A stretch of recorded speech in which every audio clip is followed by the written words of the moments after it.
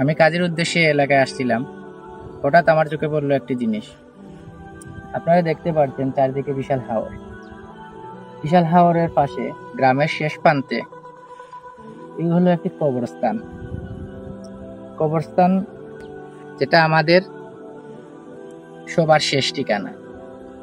এখানে যারা ঘুমিয়ে আছে সবাই অনন্তকালের ঘুম দিচ্ছে।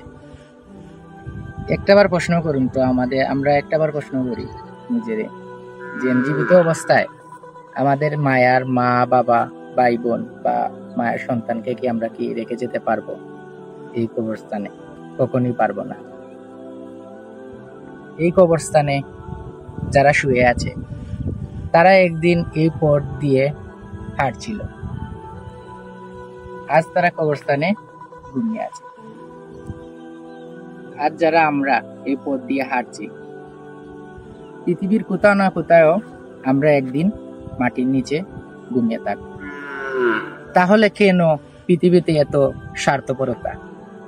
আমরা কি একটু নিঃস্বার্থ হতে পারি না? আমরা যদি একটু নিঃস্বার্থ হতে পারতাম তাহলে পৃথিবীটা অনেক সুন্দর হতো। একদিন মাটির ভিতরে হবে ঘর, রে মন আমার কেন বান্ধ দালান ঘর। আমরা উচিত সবার নিঃস্বার্থভাবে পৃথিবীতে চলা এবং নিঃস্বার্থভাবে কাজ করা, যেটা হবে আমাদের আগামী প্রজন্মের জন্য সুন্দর এবং আমাদের ইহকালের জন্য সুন্দর। আসসালামু আলাইকুম।